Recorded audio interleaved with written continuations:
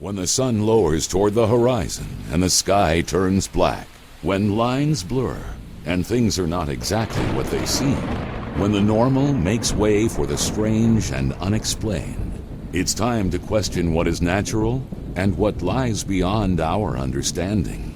It's time to enter the edge of the unknown with your host, Mark Henry.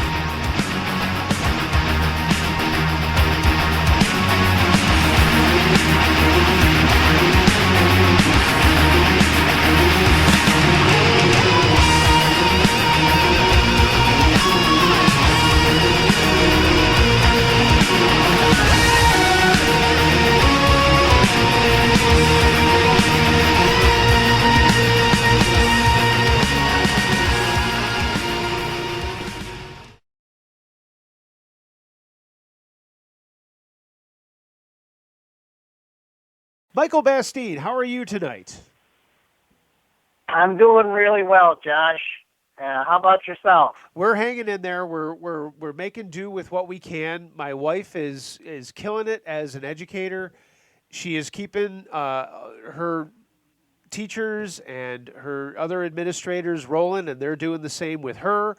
And it's really amazing what they're doing. And outside of that, it's just a matter of using Instacart and getting curbside pickups and that sort of thing, and not being able to go out and do all the stuff that we want to do and see our family. But we're making the best of what we can. So, well, sounds good. Yeah, it is. It's a thing to make a few adjustments to our lives. But I think we were kind of living a lifestyle which was anticipating not being so dependent all the time from the day to day, and just keeping ourselves prepped in the house and taking care of and managing the things in the household. It's more of a bit of an inconvenience, I think, for us. But as far as being a major change, it really isn't. I mean, as far as we're concerned, life goes on as usual. We've been cautious before how we live life, and we're just a little bit more cautious now. and as I asked before, my computer took a dump about your daughter, who has been so wonderful. When I was working at my last job, I was able to take photographs of her and just see her progress. And you kind of mentioned off air that she's going to be graduating. She's going to be moving on to bigger things. That's got to be just an amazing feeling for you. Well, it is, because this is the stage in life where they're leaving the educational program. There's a little bit more evaluation work to do, but that kind of pinpoints and get us more focused on not only what she's good at, but what she likes to do. So we start making those adjustments to line everything up, and it's a great time to see her becoming more independent. So a lot of people were telling me, and actually, well, all the emails that I get, they're like, when the heck is the next Edge of the Unknown? What are you doing? What's going on? Obviously, things are a little bit different now, and it's a little bit harder to do the shows that I was doing and keep up the other podcasts that I have. But I have to ask, and this is one of the questions that everyone wanted me to ask you, was with this pandemic going on right now, what are your first thoughts about what's going on? And we were kind of talking about it before we started recording. Please share what you think is actually happening right now. Well, it's interesting because I have been getting inquiries when this first broke the news, and they were asking, because a lot of the people within my circle of life, they have heard elders speak of things of this nature occurring. And they asked me, they said, is this the one? And making a reference to something so devastating that everyone will be afflicted, that is not what this is. This is not the one, in a sense. It is to me, it's a warning and it's a wake-up call to let people know they need to make adjustments in their lifestyle. And it's not just diet, it's not just other habitual behaviors that they have, but it should make everyone take a look at themselves and say, what do I need to do in the event in the future we have another outbreak that is much more severe than this? And this is why, as it progresses and goes through its stages, we're hearing the spectrum of symptoms seems to be widening, and they narrowed it down in the beginning to just a few things, but now it looks as if, depending on the stage of someone's life, how well they are and healthy with, even if they had underlying situation, you can still actually be very healthy with underlying situation. But, it's difficult for the medical community. It's difficult for a society that has had the freedom to live life without looking at what types of things factor in to cause these issues. Knowing that it's respiratory definitely would give me some indications that we would start using the plants and the herbs that help respiratory health. Our lungs need to be healthy. So, as you have mentioned, people with asthma, COPD, anything that has impaired lung function typically puts these people in a more risky part of our population. But that doesn't necessarily mean it's a death sentence. It just means you're going to feel the effects of this a lot more than the average person that is not just deemed healthy. I don't know how certain elements want to define that word healthy, but my definition would encompass how you live life and how you communicate or exchange with nature, how you live in your environment.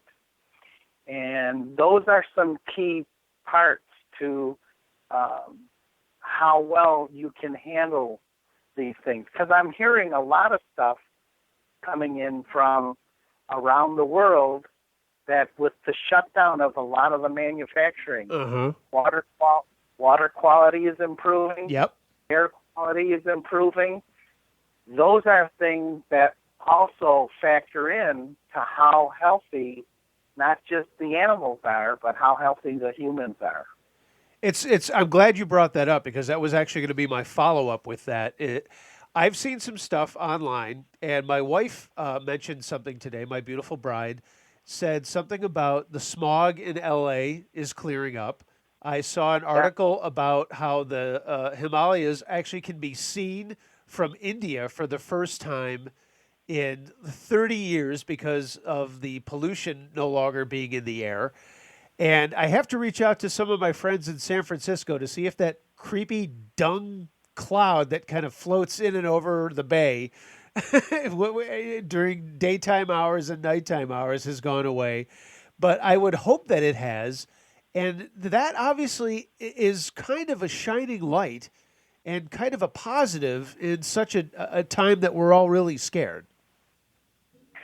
And it is. And this should be something that we look at, or everyone looks at, because as you're breathing that air with those contaminants in there, and when they're that visible to see that the air quality is that poor just by looking at it.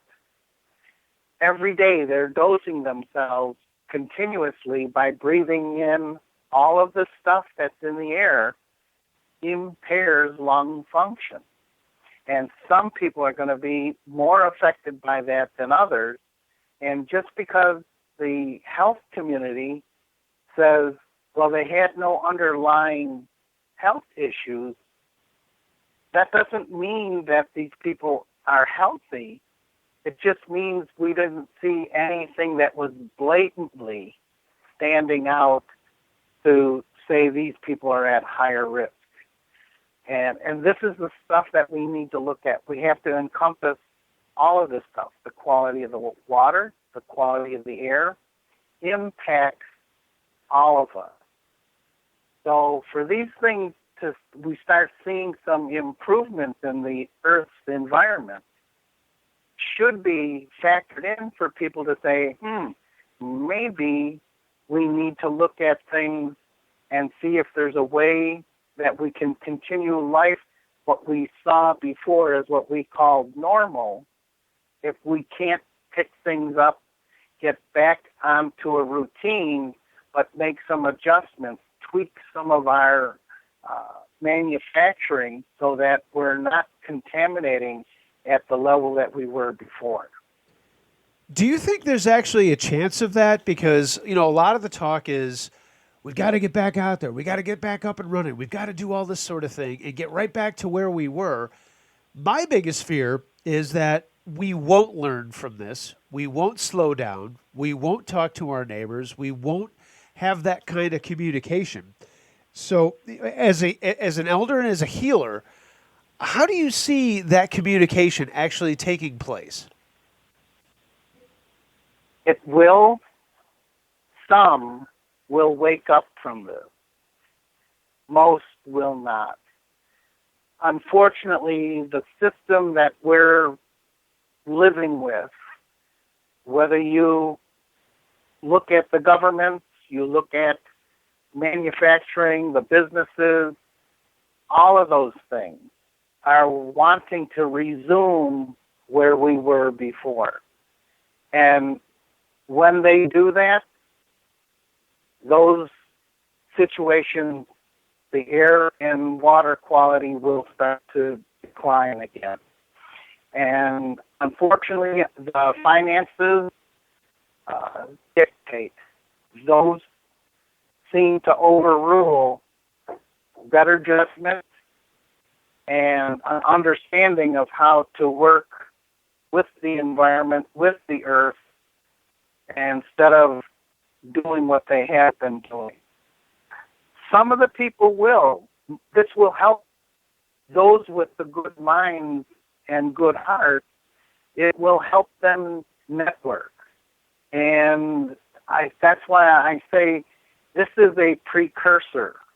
We're in that stage of what's coming, that we need to get the people who understand how to make these adjustments in the way that they live life and see what really is important. And it's not just important because we would say, well, the air is cleaner and the water is cleaner. It's important for those individuals to say, if I'm able to stay here and continue to do the work that needs to be done, then we need to hold this element and say there are alternatives that we can start using to assist ourselves to maintain a healthier part of life. I mean, this is really key. And a lot of it is it's attitude, and it's things that we would basically start making this adjustment to our own behavior that becomes automatic. We won't have to think about doing those things. We will incorporate those changes and say, wow, I feel better now, and I'm glad that this happened, only on the sense that we learned from it, and those who learn from it will make those adjustments in their life and then connect with the other people on the planet that say, yes, this is the lifestyle that we need to share and help people understand. Do you want to survive and have good health, or do you want to have a bigger bank account? And it basically comes down to that choice. Algonquin healer and elder Michael Bastine, my guest here on The Edge of the Unknown. Thankfully, he is able to reach out to me and actually have a show. We haven't spoken in quite some time, so I'm really thrilled to have him on right now. And Michael, when we talk about this change in lifestyle and asking people to stop doing things that I wouldn't even have to say stop, but maybe reconsider the way that they were doing things. How hard is it for that kind of human condition to change from your standpoint, where folks really kind of need to start listening more, or at least considering doing something different than what they do on a day-to-day basis? Well, that's a great question. And it's for some, it will not be very difficult. But for most, they will really have a difficulty. And here's where what I see trying to help people like that have difficulty adjusting their lives, because they've ingrained a behavior for so long, whether it was introduced to them through the way they were raised or something that they shifted when they moved out of the family environment. But they develop, this is how I see it, they develop what I call blind spots. And they don't see it when they look at themselves. They don't see what they are doing. And it can be anything from drinking a little bit too much alcohol, vaping, smoking, anything. There are so many other factors that people do as a routine and don't look at it as it having an impairment on function of whatever organ. So at this particular time, it's focusing on the lungs, and it's focusing on people who have done things to themselves, or even being in an environment, say, like you mentioned earlier, LA, and that smog and that stuff in the air.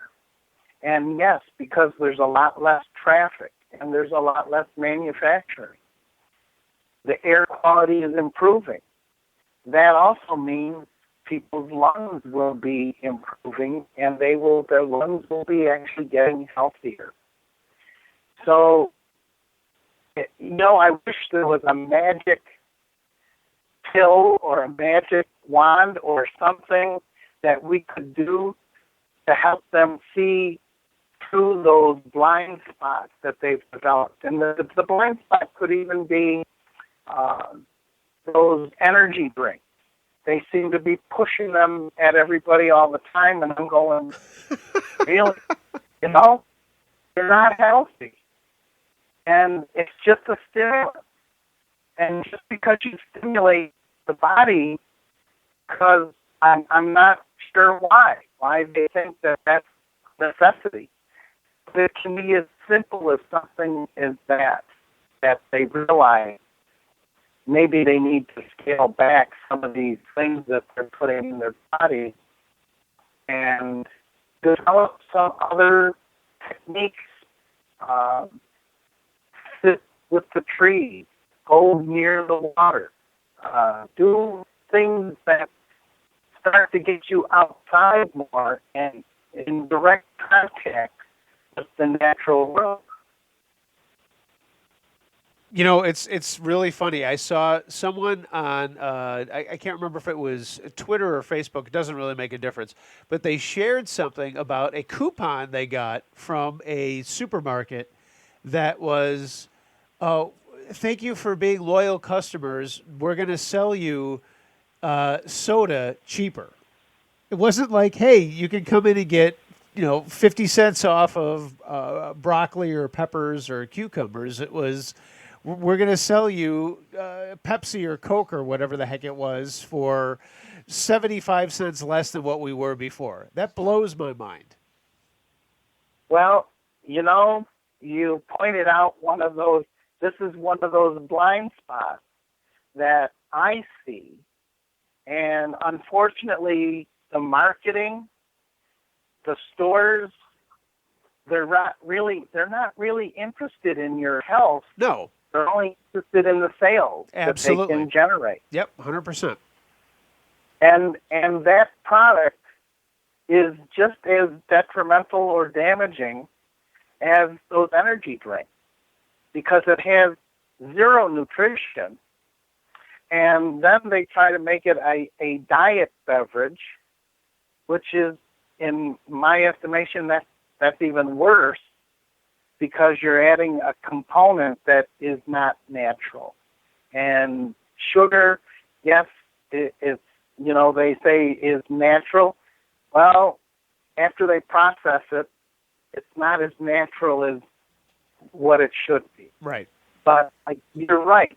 During this time, what happens is they promote things like that, and with schools being shut down and having the kids at home, it's just another thing that says, well, I'm tired of drinking water and milk or maybe some other juice. Let's have some pop. And they don't need any encouragement, but the stores do those things. And when I see ads like that, I'm just going, put something a little healthier as the bargain and try to encourage those types of things to help people not get caught into that web. And it's really easy to get caught these days. Michael Bastine, my guest here on the Edge of the Unknown. Michael, I got to ask, do the leaders of the nations get together and talk about stuff like this? Is there anything that you guys are doing a little bit differently than somebody like me who might just go to church and not have the same kind of perspective of Native Americans who might look at things a little bit differently? And I hope that doesn't sound rude asking that question that way. It's not rude at all, and we do, but unfortunately, there's just not enough of the elders left, and there's not enough people who support that to help keep that going. There are a few that I know of, which we stay in touch, but I know hearing some of the reports coming out of Navajo country, again, there's groups of people who say we're being hit harder than the average white person or some other group of people, and they're saying we're being hit harder by this infection. And what it tells me is that it's because of their lifestyle. They've been living a manner in which is not, they're not sick in the sense of defining the word sick by medical community, but they're not healthy. And they're compromised because of diet, because of alcohol consumption, cigarette use, vaping, and any of the other legal and illegal drugs that are out there. Anything that alters your system, and they do it routinely. And now they're saying, and again, being excessively overweight, we know that that puts a lot of stress on the respiratory system. Of course it does. So again, the groups of people who are being affected by this are people who are not healthy. And I guess the medical community would say, well, they're not sick. and I'm saying they may not be sick with some kind of a specific ailment, but these are not healthy people. And because of that, they're being affected. This virus hits them harder. And unfortunately, some of them are not going to survive. And, I guess this is the thing that they're focusing on, trying to protect certain segments of the population that have been deemed higher risk. And unfortunately, we can't protect them because this thing just travels through contact, through air. It seems as if it's everywhere. It just doesn't have the sustainability.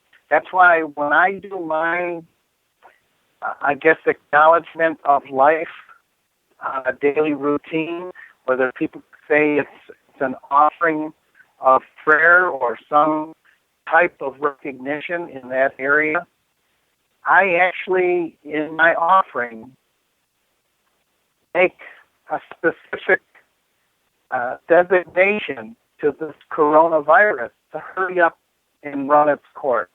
Because once it has, I don't think it's going to be one of those things that is going to affect people the way it is right now. When the first outbreak of the common cold occurred, historically it tells us when it hit the people in the north, the Eskimo or Inuit people, it was deadly to them because they had never had experienced this type of a virus. Right. So we're experiencing the same thing again. It's a variation of a virus that has been around, but because it's a new variation, it's having this effect where it's really hitting people that have not had exposure to it, hitting them hard. So I see it as a similar event as when the common cold started to spread around the world. And back then there weren't the types of transportation that can spread this. This is why immediately today, this should be waking up all the organizations, whether they're in the United Nations or in some government, about any outbreak of infectious disease needs to be quarantined immediately as soon as they see this outbreak. So that would mean not allowing people to travel until they have been quarantined and screened. But by the time that happened in this event, they had already traveled around the world. And I know that you're not a big social media guy. You and I always contact each other via text or phone, which is fine, which is great. I'd rather prefer it that way in a lot of cases. But do you have any thoughts about how news and commentary travels as far as the media and what we're dealing with and what we might actually consider a better way of getting our information rather than just random rumors and, people just sharing their commentary on something they probably have no idea what really they're talking about?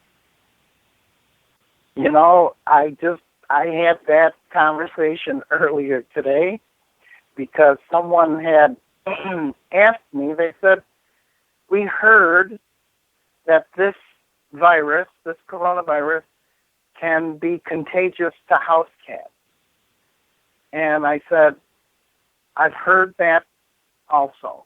But I also heard a very experienced vet say, people heard this rumor because someone said there was a tiger that had this same virus, and he said, tigers are not in the same category as house cats. Right. And this is where people get really messed up by that social media, and there's no way to regulate it, and there's no way to screen it that says the people who can have input and they can broadcast all of this stuff that has somewhat of maybe a little bit of truth to it, but they just go beyond that reasonable understanding of saying, you can't say we heard this about a tiger and then apply that to all of the feline species on the planet. And here's where the humans seem to be, they're so infatuated with this social media that unfortunately most of what's out there is not accurate. It's partially accurate, but I don't want partial accuracy. I want to know when I hear something that it has been verified through either someone's experience in life, and it's not just education, because I've been involved with a lot of highly educated people, but they don't always have these insights that go beyond education and have what they call life experience, which many times can't be learned out of a book. And you and I have talked about this a lot. You know, this is not the first time that you've been on the edge of the unknown. If you're just joining us, this is Michael Bastine, Algonquin elder and healer. We've talked a lot about just the daily lifestyle. We've talked about the peaceful village. We've talked about the way that we can not only live our own lives, but work with others that I don't think we focus on. And social media tends to be a tool of avoiding actually having conversations, because it's, as one of my favorite comedians, Bill Burr, always says, I just go to www.imright.com and I share whatever I think is the way that it's supposed to be, and it might not really be the way that it's supposed to be. It's that sense of self-satisfaction that, hey, I just put that guy in his place. Whether you're right or you're wrong, it doesn't matter. You felt good about it, and now you can go watch a movie. Yep. And that's, I guess, the sad part of that portion of the technology, which is not helpful. And there's no way to regulate it. There's no way to screen it. And this is the part that, again, we start seeing on the news people protesting all of the shutdown. And they're saying, well, no, it's not affecting us. We want to get back to work. We want things to go back the way they were.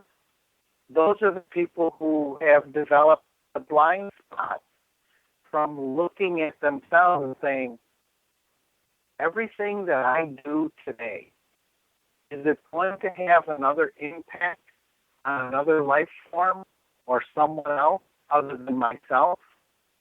And no one looks at that. In fact, I recently have asked some people who have a tendency to not be happy most of the day, and I go, have you ever had a day when you didn't complain? And they don't want to hear that because they know it's not just a day. It might be a few minutes. And I just said, just try to be grateful for the life that you have and the things that you have. And I said, that will start, and it should start to change the way we go through our daily life. You know, I think that speaks a lot to some of the folks that I'm friends with and some of the posts that I see. The folks who focus on the gratitude and want to share a pretty picture that they took when they were out on a walk, or some poetry, or share the books that they're reading, that sort of thing. And then you see the complete 180, the other side of it, that people are just hell bent on talking about the negative. What a weird way to live. What a strange condition of the human beings that we are that much different, even though we live 2 blocks from one another. Yep. And I guess what kind of brings some of that behavior on is life has been, in a sense, very easy for most of the population. And when I say easy, it's not, if you would observe, let's just say the Amish, they have a tendency to be more grateful, even without saying any words. If you just watch their demeanor, their character, they're quieter people, but they seem to have a depth to them, which is connected on another level that says, wow, they seem more content. They don't seem to be as easily impressed by certain elements in life, and you start going, wow, what is it that they have which helps them maintain being grateful, or just not being so impulsive and not doing things which may harm or interfere with the life around them. And I think a lot of it comes from observing from generations that they hand down to the next generation. This is how we did it in the beginning, and this is how it was. And that's why even with the elders, which are, there's so few left in the Native community, it's sad, but someone has to learn these things and then apply them to the life to hand down to say you'll be really much happier if you take the time to be grateful for your life that you have here, and you share that with the other life around you. And that's one of the keys to assisting people to say, this is how we need to do this. And whether you have an interest in medicinal plants or the animals, there's so much that's out there. But we're so distracted and we just want to be entertained, and it's easier to, I don't want to learn it, I'll just Google it. And that'll be my satisfaction in life. And you're going, no, there's so much more. And this is the thing that we need to try to help people understand. And now this is a perfect opportunity with a lot of the other distractions being shut down. So I think and I hope that people take this time to start looking inward and even around themselves to say, how can I make this a better place without buying something, we need to have the gratitude more than just the words built into our behavior. Michael Bastine, my guest here on The Edge of the Unknown. And I don't want to overstep my bounds, and we do have to take a break, but I wanted to get this question in before we did that. How does one become an elder or a healer? And, you know, you've mentioned a couple of times that, you know, some of these folks are you know, obviously growing older and they're going away. How do people actually feel the passion to follow in those footsteps? How does that work? I'm being totally ignorant because I don't understand that. It's in a sense, it's a very difficult process to look at from a perspective to try to learn it. And what I mean by that is some people are born with this component, but it doesn't activate until they get to a certain stage in life. It's not there for every human being. Right. But what is there for every human being is that they were born with an ability. They came here with some kind of gift.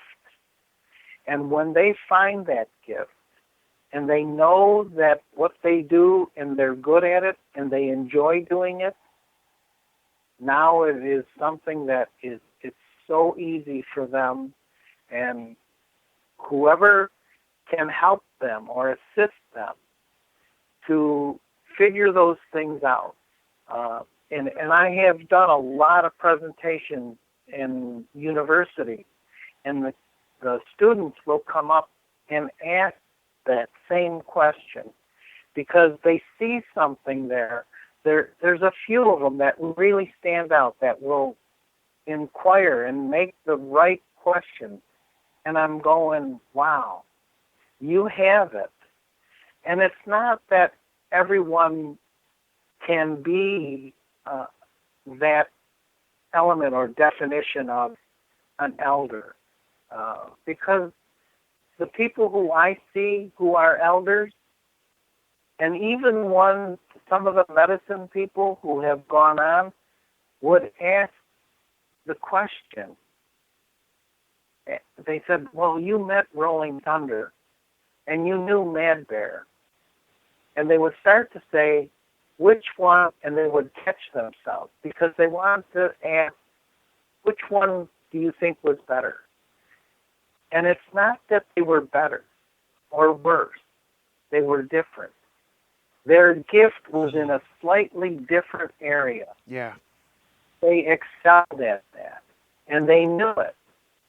And those are the things that we need to share with people to say, you may not be really good with learning certain plants and how to apply them, how to prepare them, but you may have a gift with stone, with some other element in nature, and that's where they will start to excel, and they'll find out that they actually do have a gift which they can use, which not only makes them happy, but helps the life that they are working with, too. So to become within that realm of an elder, it really is, it's such a difficult thing to define, but it is possible. And I guess most of the teachings or the learning from that comes from observing and then rehashing your observation to connect them to the things that you think, wow, it took me 30 years to figure that out, but now I see it. And then to try to convey that to someone can be a very difficult task. But it doesn't mean we have to give up or we can't do it. But those are the types of things which I've observed through sharing time with the elders that has impacted me, which I have to keep going back and rehashing and revisiting that until I finally go, wow, now I know what they were describing or saying when they were giving the teaching. Michael Bastine, my guest here on The Edge of the Unknown. We got to take a quick break, but we'll be right back. I've got some more follow-up stuff for him. Hopefully everybody is enjoying the podcast and enjoying the show. And, we're going to be back right after this. So everybody sit back, relax, enjoy these wonderful spots from wonderful sponsors, and more to come here on The Edge of the Unknown.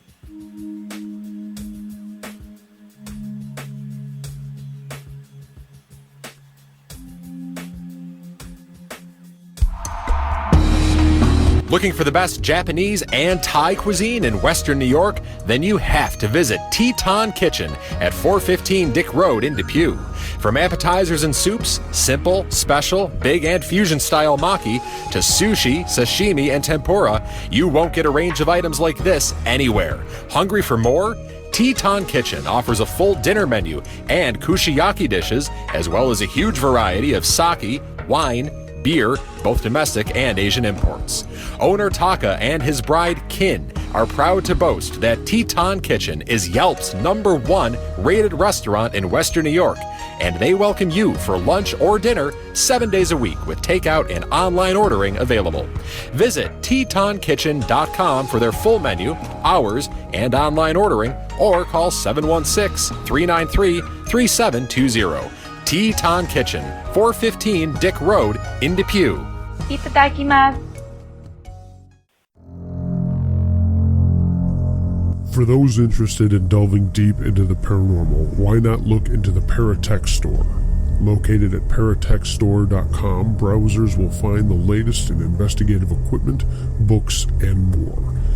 Items go beyond technical equipment. Mojo bags, stone sets, and other curiosities await your exploration at the Paratech Store, paratechstore.com. Visit them today.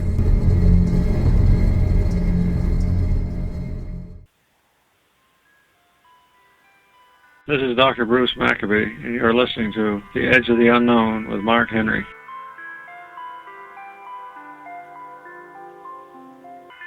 We're back here on the Edge of the Unknown. My guest is Algonquin elder and healer Michael Bastine, a longtime friend of the show, having a great conversation. Hope everybody out there is enjoying this as well. And when we took our break, I had to follow up with how you met Mad Bear. And I know the story, but I think a lot of people would be interested in how you met Mad Bear. And obviously you've mentioned Rolling Thunder too. So talk a little bit about how they kind of helped you figure out how you were going to fit into the bigger picture. Oh, that's a great question. And, you know, it was at a stage or a time in my life. I had just turned 22, and the question, I kept getting this internal question, and I was looking at how I was living life. And I was living life in accordance to the family environment, how I was raised. And I was raised Catholic. And it just didn't resonate. It just didn't have something connected that I could really say, wow, this is the way I want to live life. So when I turned 22, I joined a church that my dad didn't care for. It was a Pentecostal church. And when he found out, he said to me, he goes, well, you know, he says, I have this book. He said it's called Rolling Thunder by Doug Boyd. He says, you may want to read that. So my dad gifted me the book, and I read it. And it had all the elements, all the components of me asking this internal question. And that internal question was, is this all there is to this life? Because I was partying on the weekends.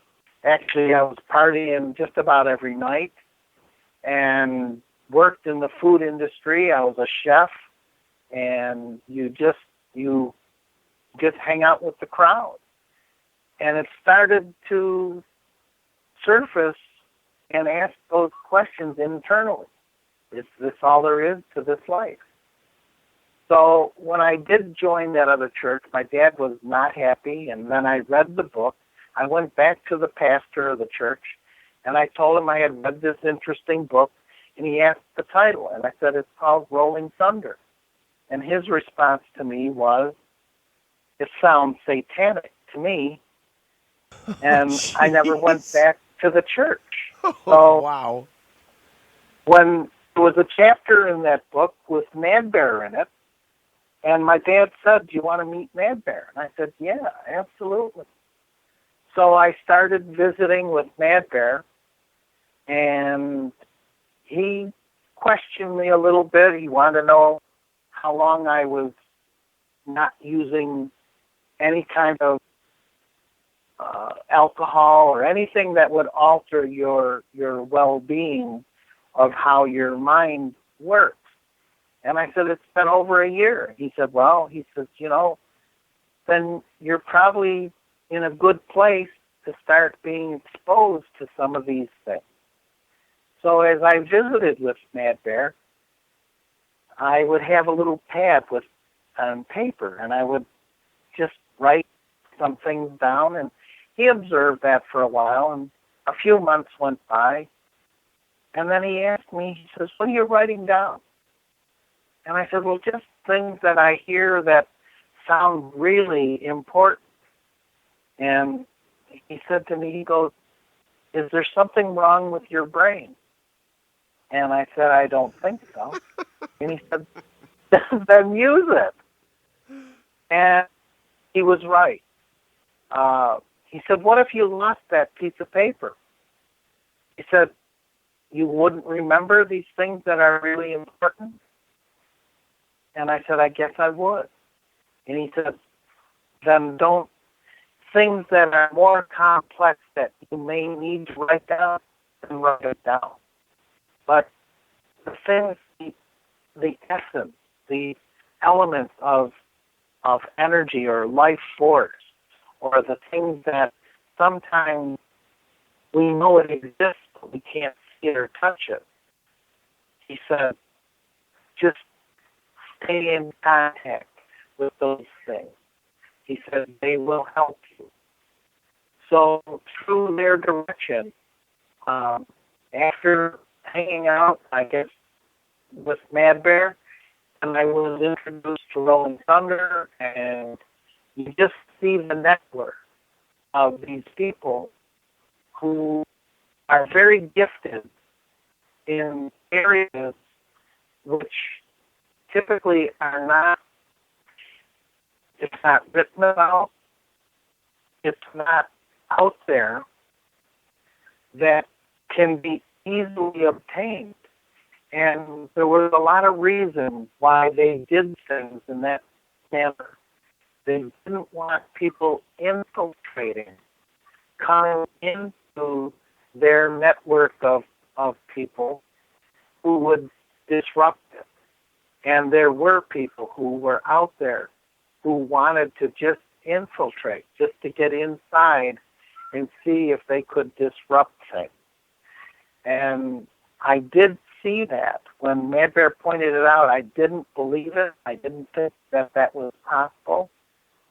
But after time, I did see it, and they knew that this was another phase of life, which meant you had to be protective of things that what we would refer to as secret, and not consider them secret, but sacred, and treat them in that manner. You know, and I actually haven't said it, and I will, obviously in the introduction. Your book, Iroquois Supernatural, which is available on Amazon.com, and I'm sure at other booksellers that you can go online right now because no one's allowed to go anywhere. You go and check it out. Michael Bastine, my guest here on The Edge of the Unknown. You know, I gave a copy of this to my father, who is no longer with us, and he loved it. And when you and I first met, and I had you in studio when I was on WECK over there in Cheek to Vegas, on Genesee Street, I was blown away. I thought Mad Bear was like a metaphor. I thought it was like a made-up guy. And you were like, no, he's real. Here's a picture of him. I was like, wow, no way. I was totally like taken aback, like, oh my gosh, all this stuff that I've heard is like, this is real. This is life. This is people learning. This is people sharing experiences and helping others figure out where they need to go and who they are. Absolutely. And the people like Rolling Thunder, like Manter, Ted Williams was another Tuscarora medicine man, and his dad. Yep. These were people who they knew how to live with this and not let that, it can, if you're not careful, it can consume you. I did hear one time Rolling Thunder actually make a remark about his ability and the way that he would handle that. And one time he said, being a medicine man is almost a curse. And I didn't understand that at first. And then as you go through life, because under the teaching of a title or a label like medicine man, you are not allowed to deny someone who comes to you for help.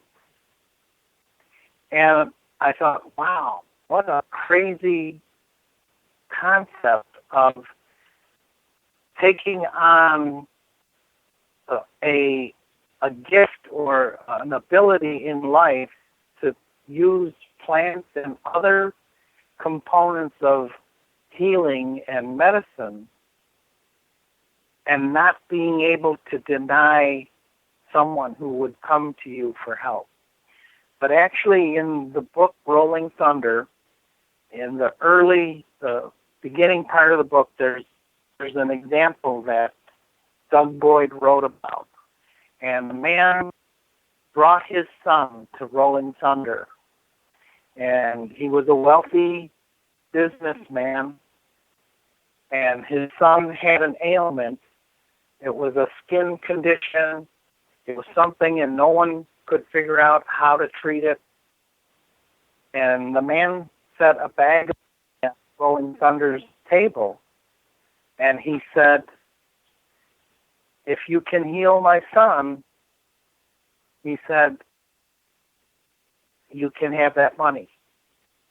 Now, he asked properly to have the healing for his son, but the money part was the way that Rolling Thunder said, I can't do it for money.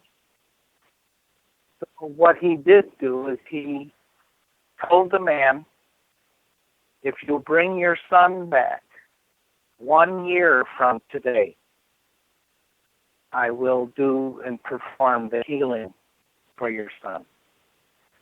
And it really angered the businessman to the point where he just grabbed the money off the table and he stormed out and he never came back.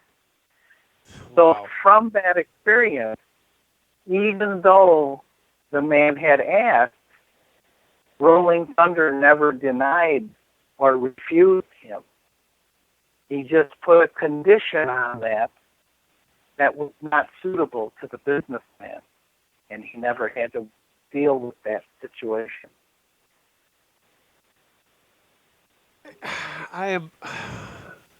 When I hear stories like that, it's so infuriating. It's, hi, I need some help. And I guess maybe this is a good way to ask this question about faith and healing and not worry about the payment that is going to come at the end of it. Because perhaps the faith would lead to that payment and not have to worry about a sack full of money. You just nailed it.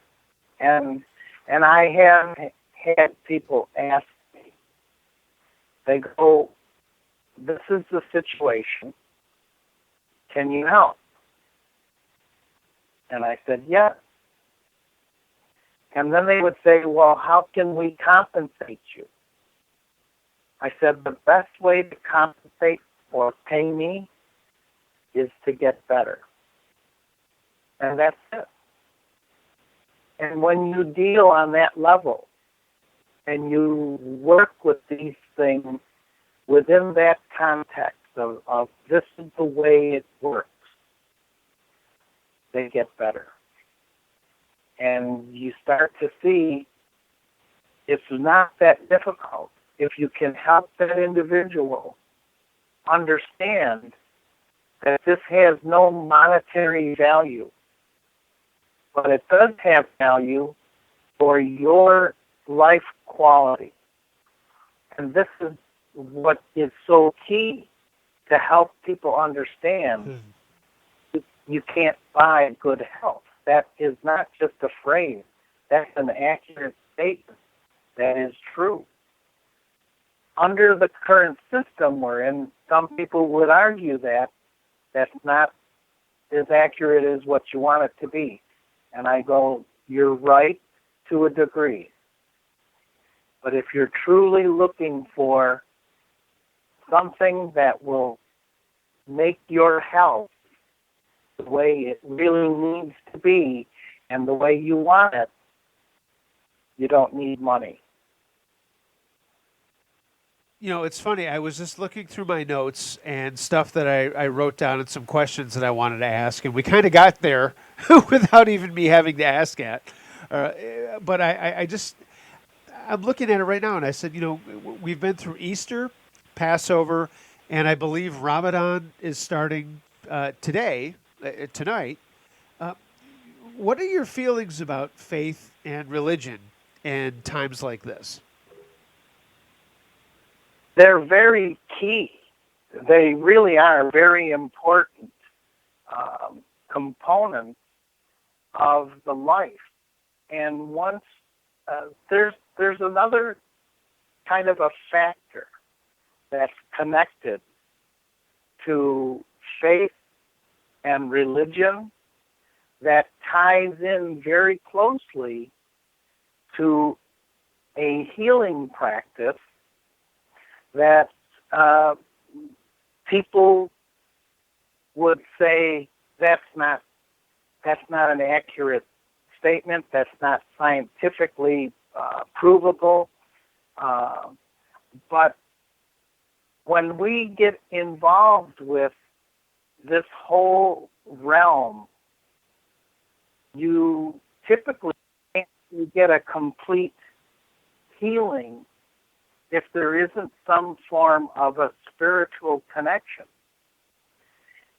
This is what is really key to people who say, well, we've heard that they can do certain practices and you don't need any at all. And that's what Mad Bear had actually mentioned one time.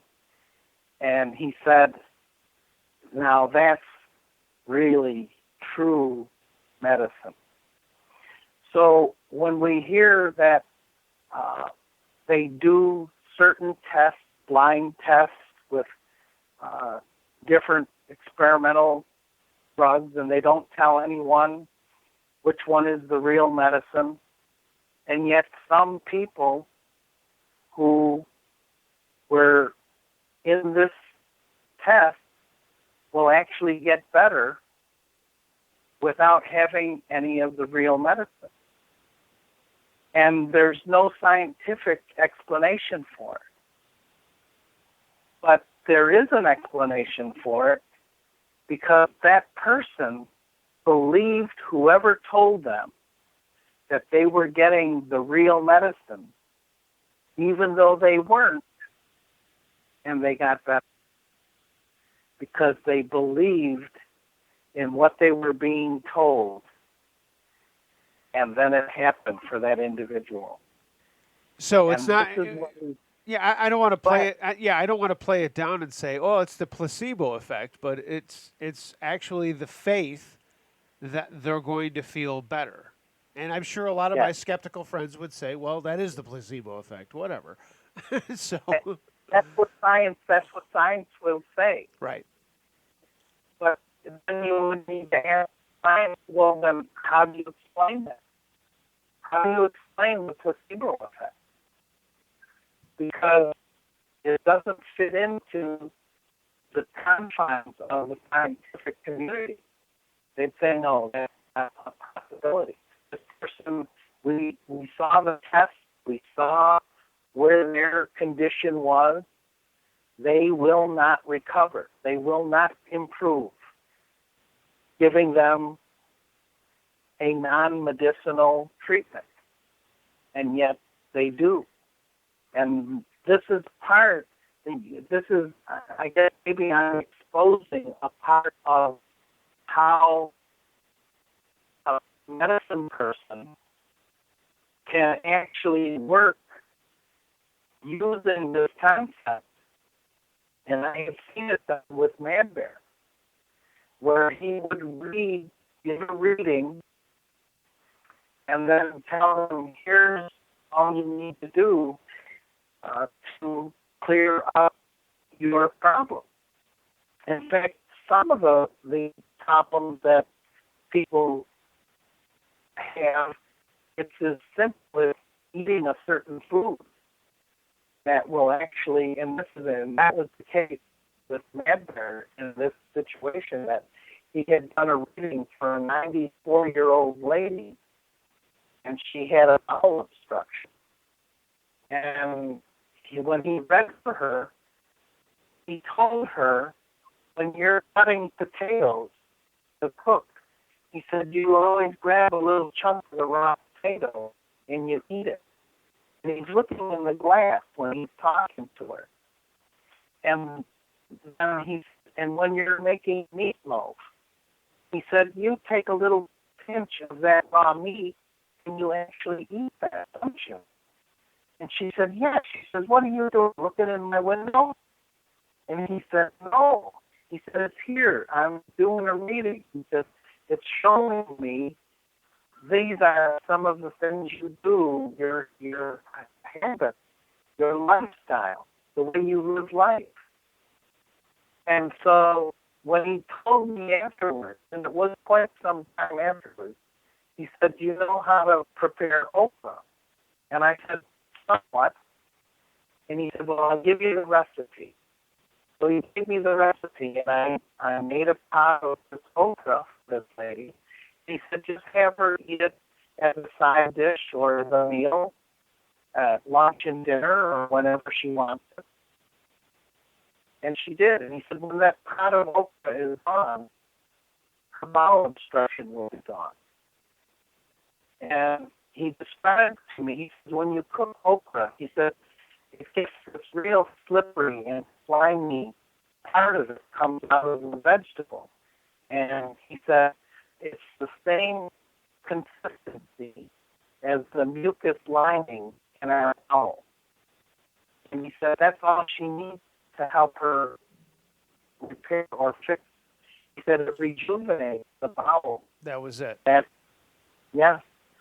Wow. And so I could have told you the wrong thing, and she still would have got better. But it's because he had convinced her by doing the reading that she said he knows what he's talking about. And so you're starting to play into what some would say is the placebo effect. But in reality, we're just saying, no, we know that this works. And if we talk to this medicine, this plant, this okra, vegetable, and we tell it, this is its job, this is what it's to do.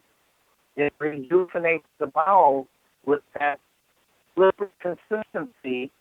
It's almost like a mucus, but it rejuvenates the bowel. And she was scheduled for surgery because she had a bowel obstruction. When they did the next test just to make sure that she still had it, it was gone. And they didn't believe that was possible at the hospital. But again, we're working with areas of life which sometimes are very simple. But if we present it in the proper context and do it the right way, it works. Michael Bastine, my guest here on The Edge of the Unknown. We got to take a quick break. We're going to be right back with much more. And I want to follow up. We've been talking about plants right there. And I got to be honest with you, Michael, I hate okra. Ugh. maybe I should rethink that. But I've got a question about animals when we get back. So everybody hang out, stick around. You're going to get through this break and much more from Algonquin elder and healer Michael Bastine, and I haven't said it enough. Go check out his book. It's at Amazon.com. Iroquois Supernatural, Talking Animals and Medicine People. And we're going to be talking about animals when we get back.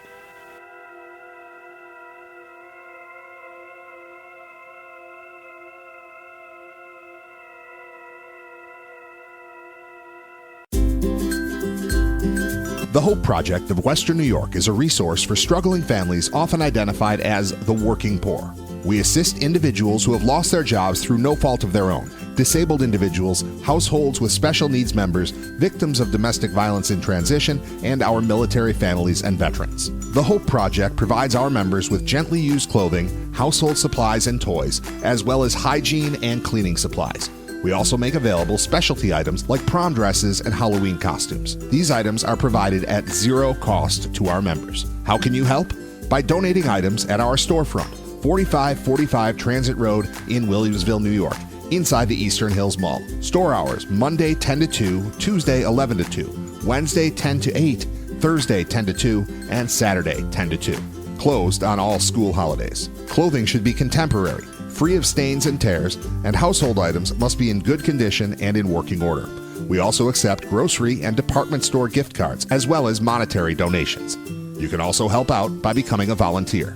For more information, visit our website at thehopeprojectofwny.org or call us at 716-810-9156. The Hope Project of Western New York.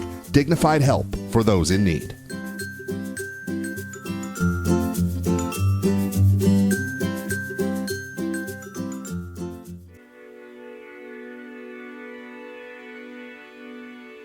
This is Dr. Bruce Maccabee, and you're listening to The Edge of the Unknown with Mark Henry.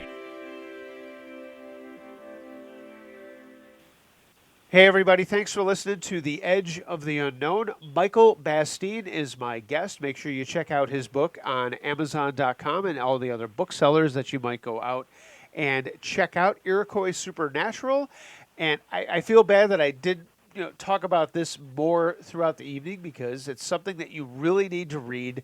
It's one of my favorite books. I read it at least once a year, and it's also co-authored by another friend of the show, Mason Winfield, who is a local paranormal kind of guru, investigator kind of guy. You should check out his website and look him up, as well as more stuff from Michael Bastine. But Michael, we were talking about foods, but I have to ask you about this. And again, this is kind of the personal side of the show. I'll get a little personal here. We had a peregrine falcon that was living in our neighborhood for whatever reason, and we don't have any really high places, but we would see her quite frequently. She is gone and no longer here. But a couple of other animals that we've never really seen in our backyard have shown up. We always have deer. There are deer all over the place in our neighborhood here in Western New York. But we've recently had a fox, and we also now have a red-tailed hawk. And I just wanted to ask you, what kind of symbols do those sorts of animals reveal about the people who are living in your neighborhood when you've never really had them there before, but suddenly they show up and they're kind of playing a role in your day-to-day life? Well, it's interesting that you bring up sighting and having certain animals. And what I do is I refer people, just to get a little bit of background, to the Animal Speaks book by Ted Andrews, and that will give you some insight to the characteristic of the traits that these animals have, but also it gives you some connection because everyone will have what they call or refer to as a totem animal. And it's one of the animals in nature that you just appreciate them so much and what they represent. So whether it's owls or turtles or any of these creatures that you experience, so in your neighborhood, as things change, and they're always changing, and it could be just that with the peregrine moving out, made a space for the red tail to take up where the peregrine left off. And they are really nice animals to have around. The red tails are really good birds, and I mean they hold such a nice energy. And people always look to the red tail, to the eagle, to the birds that have this, I guess, air about them, which some people go, wow, I'm so intrigued by their call, how they live life, and, they represent such great traits that's why people take an interest in the totems or the animals that represent certain things in life. My son got bit by a skunk when he was like 12 years old, 12 or 13. And he got bit by a skunk because he was out on his trampoline and he was eating one of those little ice popsicle things in the plastic tube. Yep. And started to melt and it dripped on his sneakers. And he took the sneakers off to jump on the trampoline. Well, the skunk, it was probably in May or early June. The skunk was just coming out of hibernation. Smelled that on his sneaker, and it picked the sneaker up and started walking off with it. Sure. And he chased the skunk down and got his sneaker away from him. And when he told me the story, I said, you are so lucky that you didn't get sprayed. Right. But I said, you must have approached it in a very non-threatening way, and you retrieved or took that sneaker away from it, but he had his socks on, and his socks also had that juice in his sock. And the skunk bit the sock, which his toe was in. It didn't really break the skin by much. It was just a minor incident. Sure. But I said, the skunk represents so many great things, even though people don't care for him, because the skunk is a non-aggressor. And yet, every animal out there steps away and gives the skunk his space because they know they don't want to have an encounter with a skunk. But I said, you were fortunate to have that experience and not have to put up with what the skunk could have done to you. I said, that's an amazing story. I said, I really liked when I heard that story.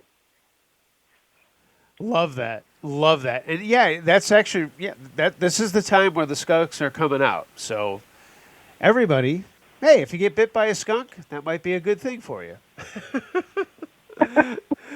Before I let you go, I wanted to ask you real quick about a lot of these conspiracy theories that are going around about 5G technology with the stuff that we're dealing with.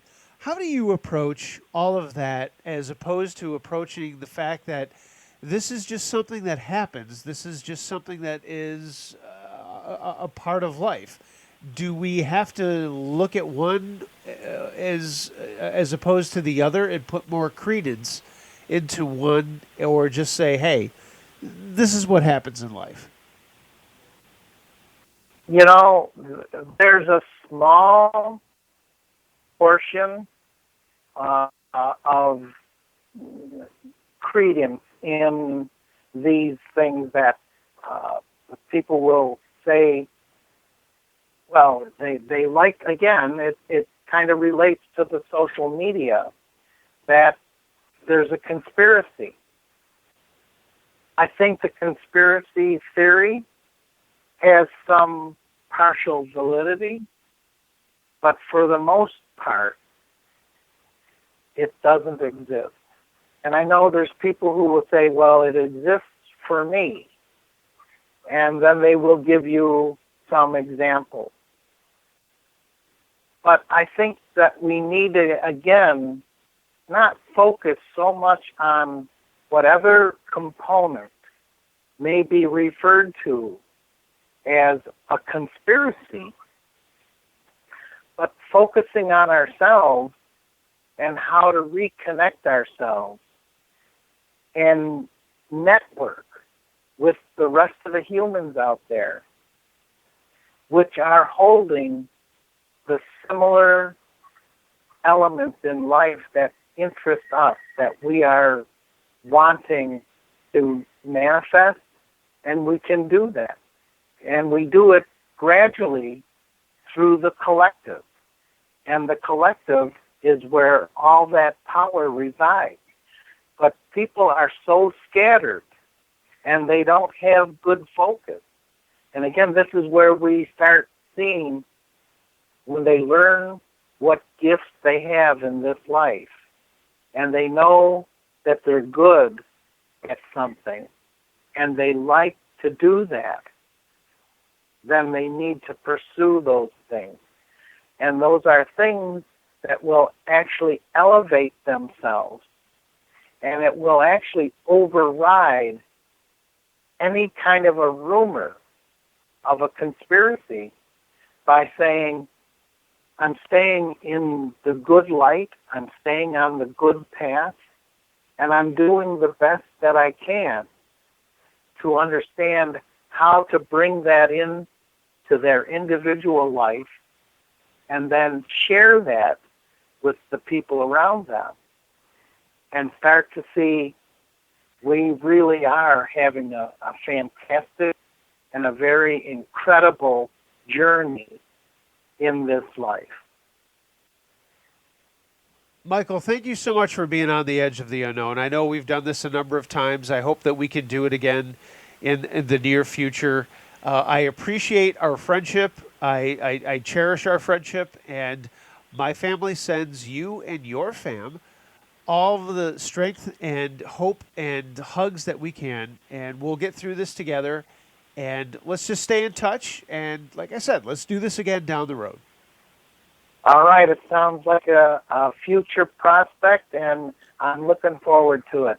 And all those good words you gave, back to you, the hugs and the connections in life, and appreciation for who you are and what you do. I'm glad that you've been able to bring this information out, and the people enjoy having someone like you doing what you're doing. Excellent. Hold on the line here, and we're going to end this, and then you and I can chat real quick before I let you go. So hold tight. Everybody, thanks for listening to The Edge of the Unknown. A lot of great guests coming up for you in the following days and weeks. Hopefully you'll stick around and check all of them out. And everybody, stay safe, take care of each other, wash your hands, be well. We'll see you here next time on The Edge of the Unknown.